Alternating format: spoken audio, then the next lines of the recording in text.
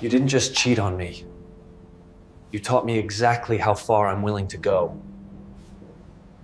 After 23 years of marriage, we were celebrating at a restaurant when a stranger whispered, "Your wife spiked your drink."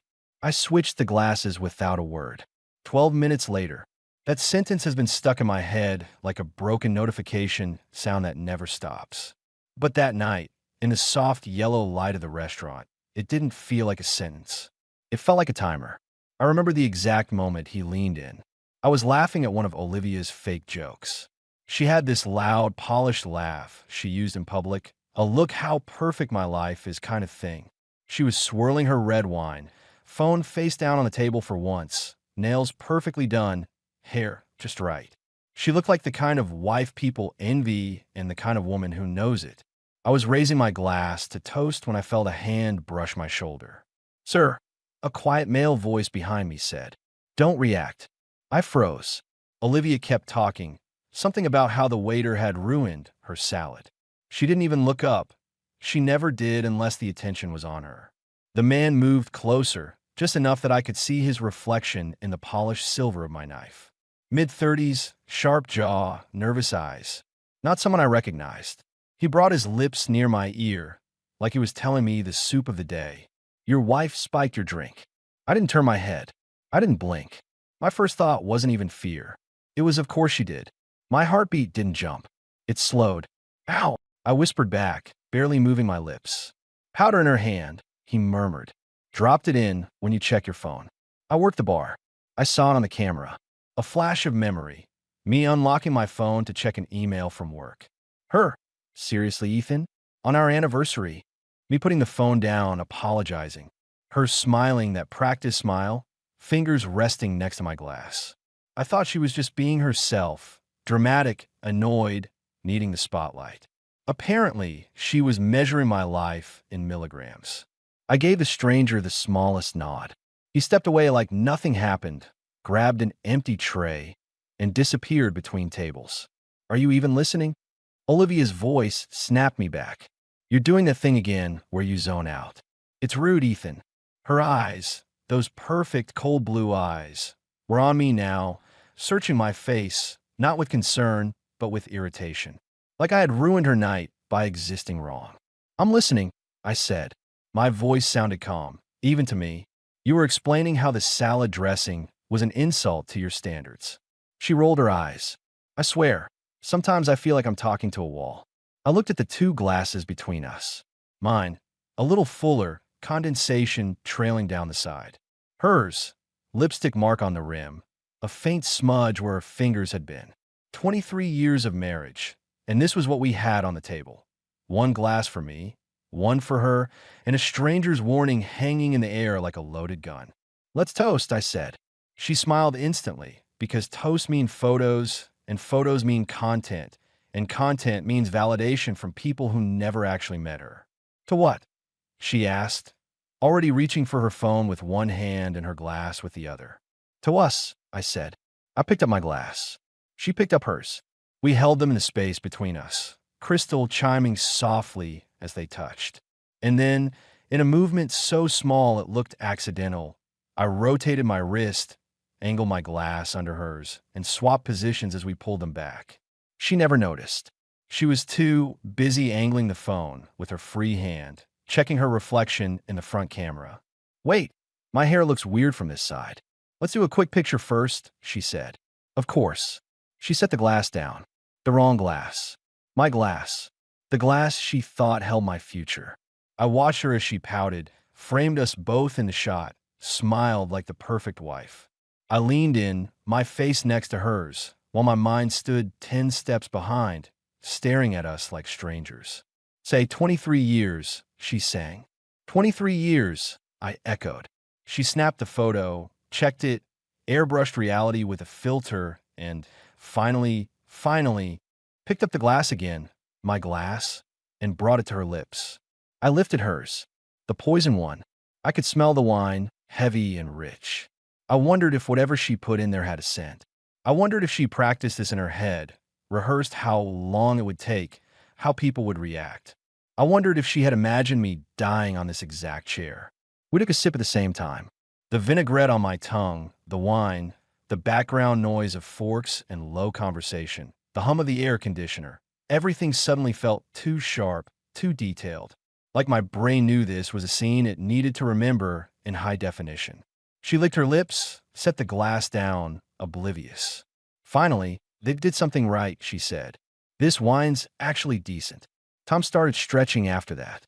I watched her talk, complain about her coworkers, mention some big opportunity she was thinking about that she hadn't told me about yet. She mentioned a name, Jake, and laughed a little too warmly. An old friend who'd been texting her work stuff. I had seen his name on her phone screen late at night.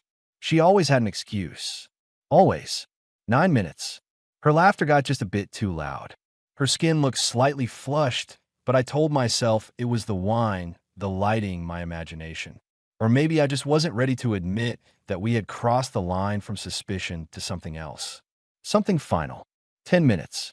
Her hand slipped when she reached for the bread. Not enough that anyone else would notice. Just enough for me. I'd watched those hands for 23 years. I knew every tremor, every fake gesture. Are you okay? I asked casually. She shot me a glare. I'm fine. Don't start. You always do this, trying to make me look weak. 11 minutes. Her eyes blinked slower. She adjusted in her seat, tugged at the neckline of her dress. A shadow of confusion crossed her face like a cloud over the sun. It was there and gone, but I saw it. I felt it. Ethan, she said, her voice losing a fraction of its sharpness. Is it hot in here? I leaned back in my chair, the stem of the untouched poisoned glass cool between my fingers. No, I said quietly. Feels just right. 12 minutes. Her smile faltered. Her fingers curled around the edge of the table. The flawless, untouchable woman who had spent years treating me like an accessory suddenly looked very small in that leather chair. Lips parting like the air had turned thicker. She looked at me then, really looked at me, for the first time in a long time. There was something in her eyes I hadn't seen before. Not annoyance, not superiority, something closer to fear. Ethan, what's happening? She whispered. And that was the moment I realized. This wasn't just about betrayal in hotel rooms and secret messages. This was about the fact that my wife, the woman I had loved, defended, forgiven, had calmly planned a night where I didn't go home. And she had no idea I already knew. If someone told me a year ago that my marriage would end not with a fight, but with a whisper, I'd have laughed in their face. But betrayal never walks in loudly. It slides in quietly, through habits you ignore, tones you excuse, and nights you pretend not to notice. What happened at that restaurant wasn't the beginning. It was the confirmation. The signs had been there long before that anniversary dinner. So many that now, looking back, I feel stupid for missing them. Or maybe I didn't miss them. Maybe I just refused to accept that the woman I married, Olivia, was capable of turning our life into a performance where I was the punchline. It started months earlier. Olivia became different, not in the way people change with age or stress. No, this was calculated. First came the new clothes she said every woman deserves, but that somehow never made it into our bedroom. Then the late-night work calls that always seemed to require her stepping outside. And most suspicious of all, her sudden obsession with her phone. She used to leave it everywhere: kitchen counter, couch, bathroom. But around the time her attitude shifted, it became glued to her like a life support machine. If it buzzed, she snatched it. If it lit up, she snatched it faster. And every time I asked, she'd roll her eyes like I was some insecure teenager. Ethan, she'd snap, it's work. I don't have time to babysit your jealousy. Jealousy. Funny word. Especially when the work contact she was always messaging had a name. Jake Hill. The first time I saw it, I didn't think much of it. A message preview at 11:48 p.m. Can't wait to see you again. I blinked. My brain tried to rationalize. Maybe it was a surprise for me? A vacation? A joke? People don't betray you in obvious ways, right? But then I saw her face when she read it. The smirk, the little breath she took, the way her pupils widened like she'd just been given oxygen. That wasn't a message meant for a husband to see. That was a message meant to hide. One night, around 2 in the morning, she slid out of bed. I pretended to sleep. I heard her tiptoe out of the room, down the hall. I followed her quietly. She sat in the living room, phone glowing against her skin like a forbidden flame. Jake, stop, she giggled softly. You're terrible. She wasn't talking like a coworker. She wasn't talking like a wife. She was talking like a woman who forgot she already had a husband. I stood there in the shadows, watching her smile in a way she hadn't smiled at me in years. That laugh wasn't for me anymore. It belonged to someone else, someone who apparently knew my wife better than I did. The next day, she handed me a shopping list before storming out for Pilates. It wasn't the list that bothered me. It was the scent. Her perfume. New, expensive, sweet in a way she never wore for me. And her hair, styled, curled, like she was auditioning for a role I wasn't invited to watch. I opened the trash can after she left. I don't know what pushed me to do it. Instinct? Survival? Curiosity? Inside, at the very bottom, under paper towels and coffee grounds, I found a torn piece of hotel stationery. Room 714 was perfect. Same time next week? Gee, my chest didn't tighten. It hollowed. For weeks, I collected pieces like that. Receipts hidden in books. A hotel card key she claimed was trash from a friend. A lingerie tag with a brand she'd never worn at home. A voice in her tone whenever she said his name. A softness she never used with me. Every breadcrumb tasted like poison. So when that stranger whispered the truth at the restaurant, it didn't shock me. It completed the puzzle. She wasn't just betraying me emotionally. She was planning an exit, not a divorce, not a fight, an erasure. She didn't want me to leave her life. She wanted me gone from it altogether. And for the first time in 23 years, I realized my wife didn't just stop loving me. She wanted to make sure I wouldn't live long enough to miss her. The moment Olivia's fingers clawed at the edge of the restaurant table, something inside me snapped. Not like a twig, but like a steel cable finally giving way after years of pressure. She wasn't choking yet, wasn't panicking, not enough for others to notice. But I saw the truth flicker across her eyes, the truth she never intended to face. She wasn't the predator anymore. She was the target. Ethan, I don't feel right, she whispered, voice thinner than I had ever heard it. Something's wrong. I leaned forward, elbows on the table, hands folded like a priest waiting for confession. Is it? I asked, keeping my tone calm. Must be the wine. Her pupils darted around the room, searching for control, searching for dominance, her favorite currency. But tonight, she couldn't find it. Not her voice. Not on my face. Not anywhere. What did you do? She hissed, trying to stand. Her knees buckled, and she dropped back in her chair, nails scraping leather like a trapped animal. What'd I do? I repeated, chuckling under my breath. Interesting question. Shouldn't I be asking you that? Her lips parted, but nothing came out. Her face looked like glass, perfect, polished, and finally cracking. I didn't raise my voice. I didn't threaten her. I didn't need to. For the first time in our marriage, silence served me better than words ever had. She reached for her purse, fumbling through it like treasure lay inside. Maybe she expected some miracle pill or antidote she could hide from me. Maybe she believed she could still control the script. Looking for something? I asked. Or someone. Jake, perhaps. She froze. Notwich. Nobres. Noblink. That name landed harder than poison ever could. I don't know what you're talking about, she stammered, but her voice betrayed her, the tremor of a liar caught in her own web. I placed my phone on the table and tapped the screen. The message history glowed bright. Jake Hill, missed last night already. Olivia, you're impossible. Same place tonight? Jake Hill, bring that dress again. Receipt attached. Room number. Time. Date. Her hand shot across the table like a desperate animal trying to snatch back meat from a lion. I moved the phone away, slow and calm, forcing her to look at me instead of the evidence. I've known for a while, I said. I know about the hotel, the messages, the receipts, the lingerie. Her face twisted, not with guilt, but with indignation. That was Olivia's signature move. When cornered, she didn't apologize. She attacked. You invaded my privacy, she spat. You're insane. You've been spying on me. I laughed. I couldn't help it. Even now, even here, even as she was losing control of her own body, she acted like I was the villain. Privacy I echoed. Is that what we're calling adultery now? She pushed herself up from the chair, wobbling, trying to regain her mask of superiority.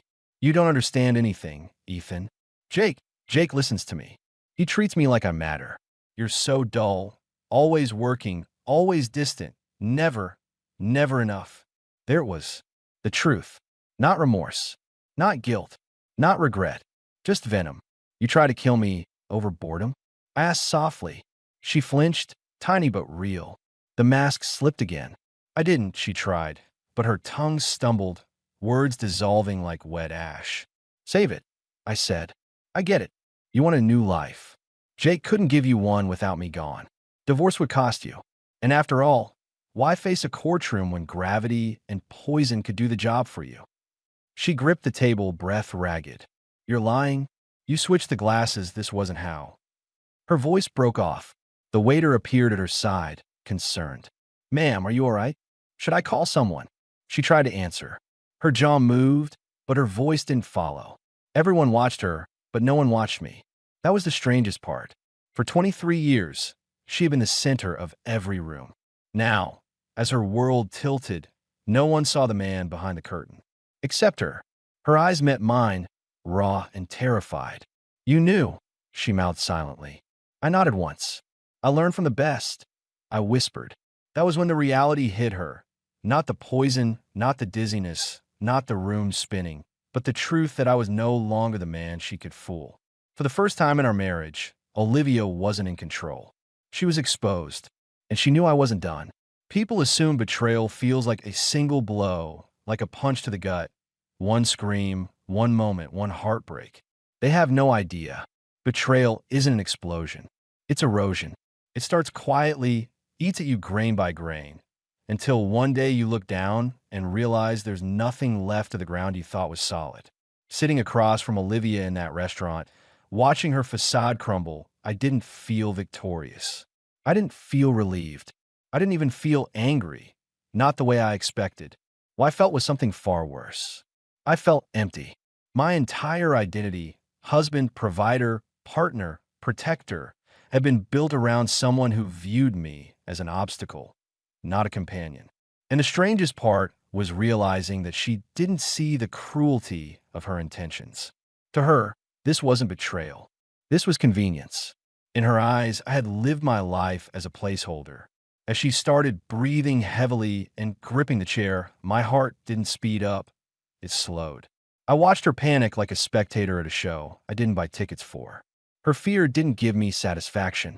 It gave me clarity. I didn't lose her. I lost time, decades of it. 23 years wasted on someone who rehearsed love but never understood it. There's a particular humiliation that comes with realizing your devotion was a punchline. Every memory you once held sacred suddenly mutates into a joke only you were too dumb to understand. Every anniversary toast, every holiday photo, every night you convinced yourself her distance was stress, tiredness, anything but what it really was. Contempt. I remember the nights I worked late, thinking I was protecting our future. She spent them whispering to another man. I remembered apologizing for things I didn't do just to keep the peace. Meanwhile, she planned her escape like a general preparing for war. It made me sick, not physically, but spiritually. It felt like someone had reached into my chest and rewired the circuitry of my self-worth. And yet, the strangest thing happened. I didn't break. It was her unraveling that made me whole. As Olivia's hands trembled and her voice faltered, I saw her, not as my wife, not as the woman I married, but as who she truly was, a hollow creature desperate for validation, someone who couldn't exist without an audience, a predator who believed the world owed her worship. And for the first time, I wasn't her worshiper. She noticed it too. That terrified her more than anything swirling in her bloodstream. Why are you so calm? She whispered, barely audible. Because finally, the illusion was gone. And when illusions disappear, so does their power. I thought I'd be furious when the truth came out. I thought I'd flip the table, shout, cry, something. But no, anger was a luxury I no longer needed. Anger keeps you tied to the person who hurt you. I was done being tied to Olivia. My heartbeat slowed. My breathing steadied. I felt free. Not in a romantic movie sense. Not euphoric. Not triumphant. Just unchained.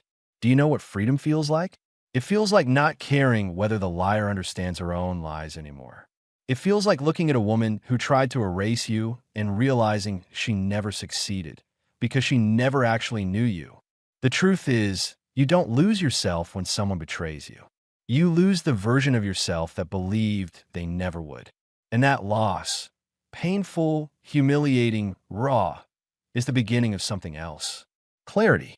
As she struggled to stay upright, something in her eyes shifted.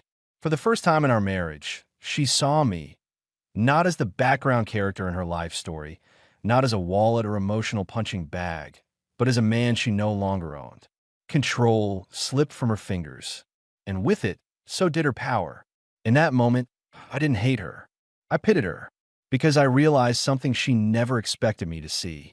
When someone lives off manipulation, love isn't something they give or receive. It's something they feed on, and the only real revenge against a parasite is starvation. People think decisions after betrayal happen in one dramatic moment. A slammed door, a shouted insult, a clean break. But real decisions are quieter. They form slowly, like fog creeping over your life until you can't see anything the way you once did. That night, as Olivia clung to the table like it was the last solid thing in her world, my decision wasn't born out of rage. It was born out of clarity. The waiter hovered beside her, unsure whether to help or step back. Olivia hated vulnerability more than anything, so she waved him off, pretending nothing was wrong. Even as her fingers trembled, she still tried to control the narrative.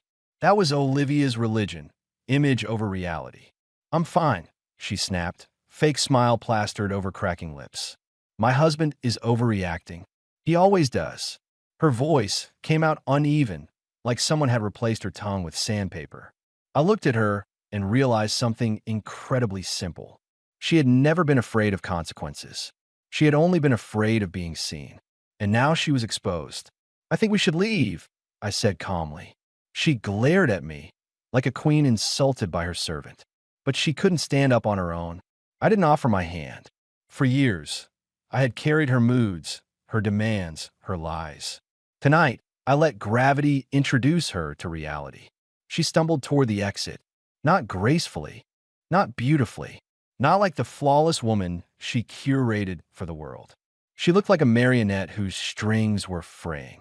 Outside, the cold night air hit her like a verdict. She leaned against the wall, panting. "You switched the drinks," she rasped. "Why would you do that?" There it was, the confession she didn't mean to give. "I switched nothing," I said. "All I did was stop pretending." She stared at me like I'd spoken a language she'd never heard. Olivia wasn't used to resistance. She was used to people folding, especially me.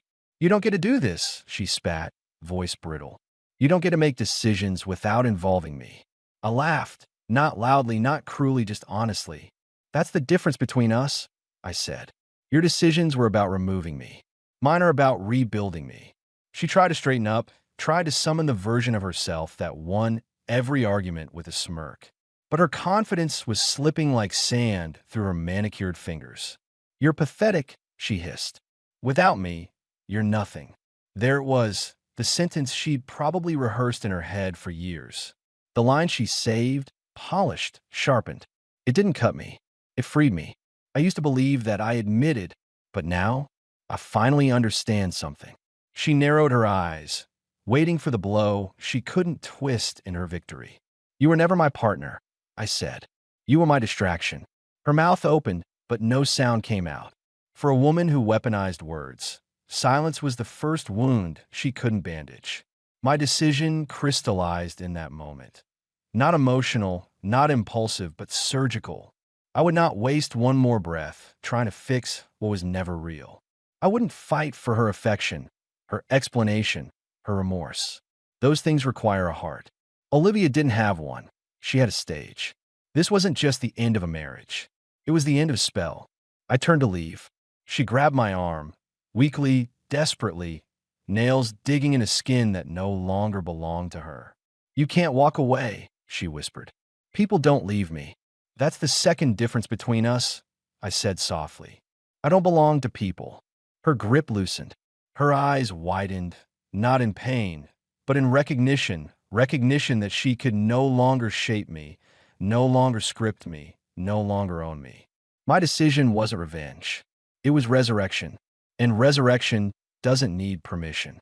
I walked away without looking back, not because I didn't care anymore, but because for the first time in 23 years, I finally cared about myself. Freedom doesn't arrive with fireworks. It comes quietly, like a lock clicking open in your chest. But the moment you taste it, the world shifts.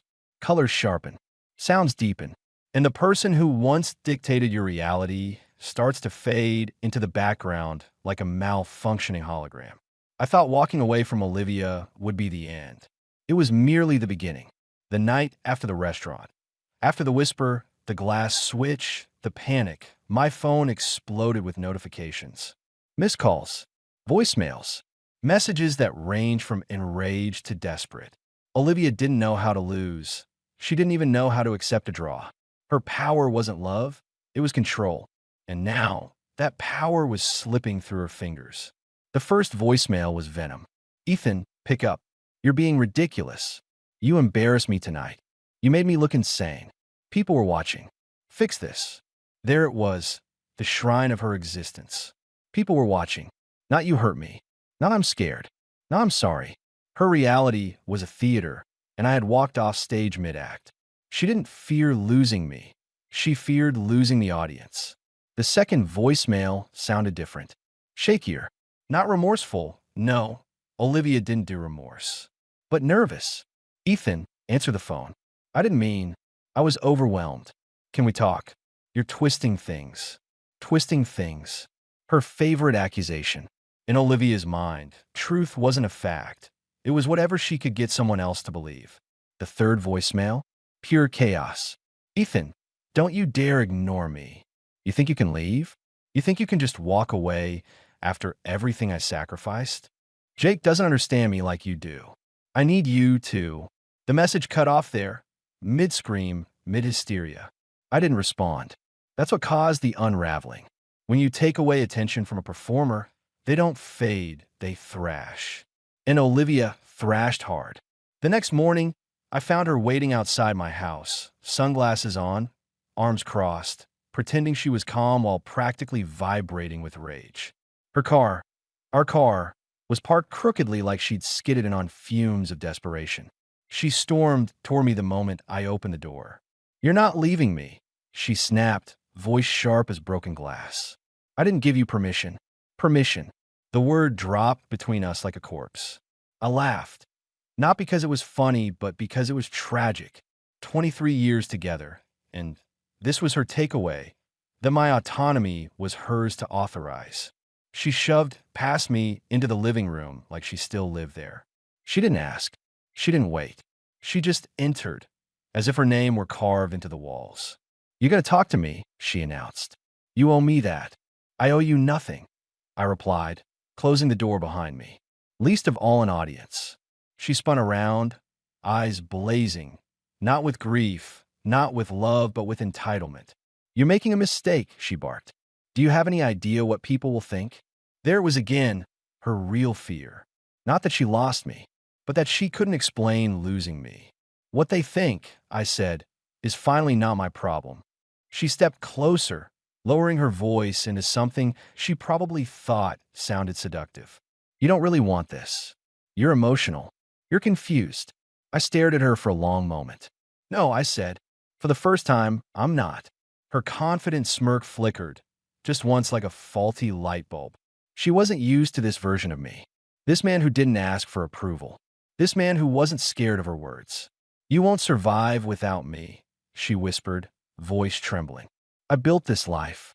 I made you who you are. My reply was simple. No, Olivia. You build a cage. Her face contorted. Anger, panic, disbelief, all colliding in one violent expression. She opened her mouth to speak again, but her phone buzzed. Jake.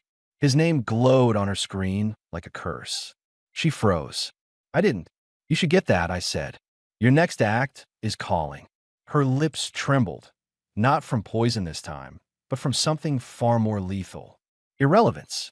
She turned toward the door, momentarily forgetting how to breathe. Her hand hovered over the handle, like touching it would confirm something she wasn't ready to admit. "You'll regret this," she said quietly. "No," I answered. "You will." That was the moment Olivia understood. She hadn't lost a husband. She'd lost her audience. And without an audience, a performer is nothing.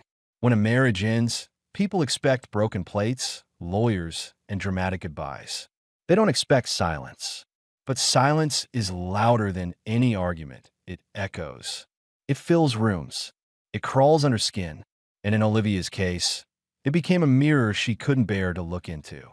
After she stormed out of my house, the neighborhood became a stage she no longer owned. She had spent years crafting an image, the perfect wife, the enviable couple, the woman who always had something better than everyone else. But masks are expensive, and the truth is always cheap. Once the first crack appears, the whole thing collapses. And collapse it did. The restaurant incident didn't stay private. It started small, whispers, confused glances, half-told stories. A trembling woman, a frantic exit, a husband who didn't chase. People notice these things, especially when they involve someone who has enjoyed being the center of attention for decades. The first sign the tide had turned was a message from my friend Aaron. "Man, is it true?" 3 dots. That was it. No judgment, no accusation, just curiosity. The truth has a scent, and people can smell it even before they see it. I didn't reply. Olivia, on the other hand, couldn't tolerate unanswered questions. She tried to smother the rumors before they formed, but lies are bricks. You can build a castle or bury yourself. She chose the latter. She told people I was unstable. She told others I was jealous. She told a select few that I had a mental episode.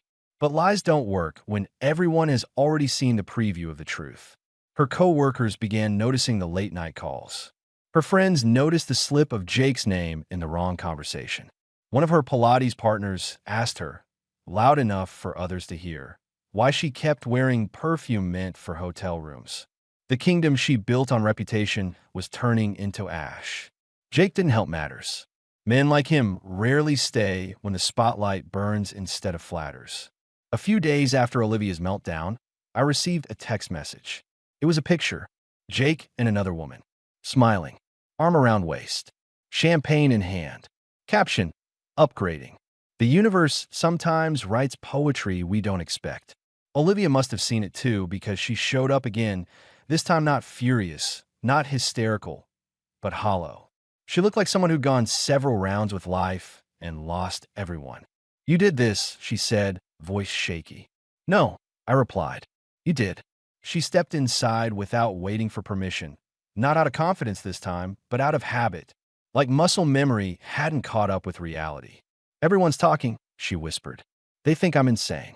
They think I—" She couldn't finish the sentence. "They think the truth." I asked. Her eyes flashed. Not with anger, but with terror. Olivia was finally facing the one enemy she never trained for. Consequences. She sank onto the sofa, shoulders slumped. That was the moment I realized something I never expected to feel again. I no longer hated her. Hatred requires emotional investment. She was no longer worth mine. "Ethan, fix this," she said. It wasn't a request. It was the last rope she threw, waiting for me to tie it around myself and drag us back into the role she understood. "No," I said simply. Her jaw trembled. "People will think." I cut her off. "Good. Let them think." She looked at me like I'd just spoken a foreign language. Olivia didn't fear loneliness. She feared a world that no longer applauded her performance. "You can't leave me like this," she whispered. "I didn't leave you," I replied. "You walked away years ago. I just stopped pretending to follow." Something inside her broke, not loudly, not dramatically, but quietly, like a piece of glass cracking under too much pressure.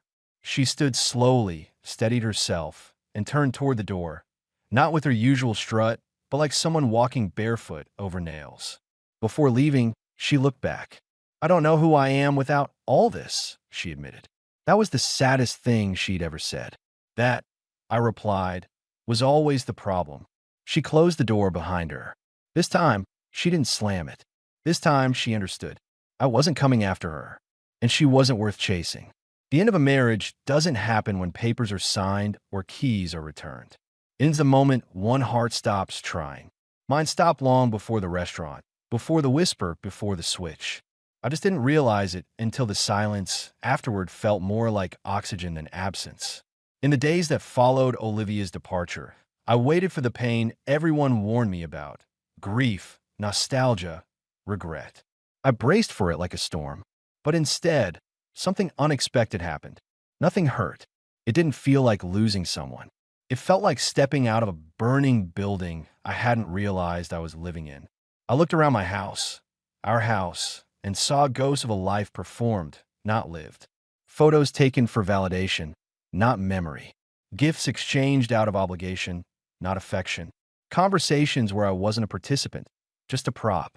It was like waking up from anesthesia, numb first, then painfully aware, then relieved. People asked what happened, some with sympathy, others with curiosity disguised as concern. The truth is, I didn't owe them anything, not explanations, not stories, not my pain. Betrayal is personal. It doesn't become less real when shared, nor more real when kept secret. But I did learn something worth saying. You don't really lose someone who was never with you. You only lose the illusion of them. Olivia wasn't a wife. She was an idea, a persona crafted from insecurity and fueled by attention. She didn't want a partner.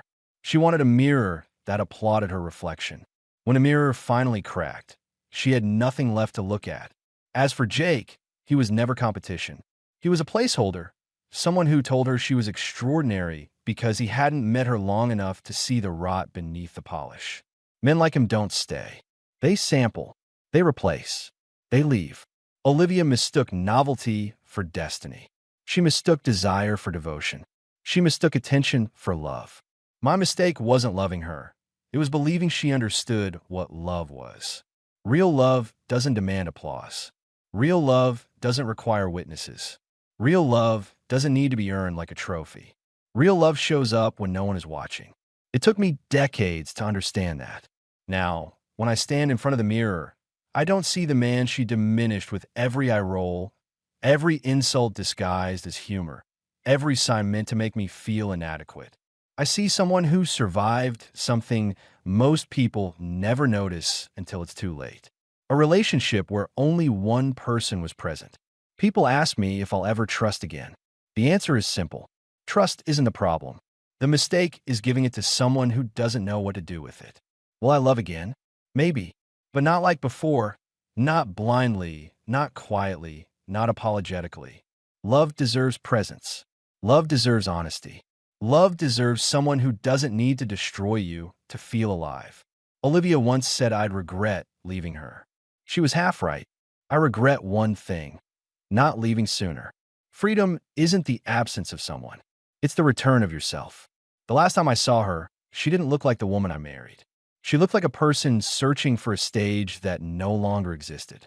She looked lost not because I left her, but because without someone to perform for, she didn't know who she was. Maybe that's the true punishment for people like her. They never lose their partners. They lose their audience. And when the curtain falls and the lights dim and the world stops clapping, all that's left is the silence they spent their entire life trying to drown out. So here's what I learned. If someone makes you choose between losing them and losing yourself, lose them. You can rebuild a life. You only get one soul.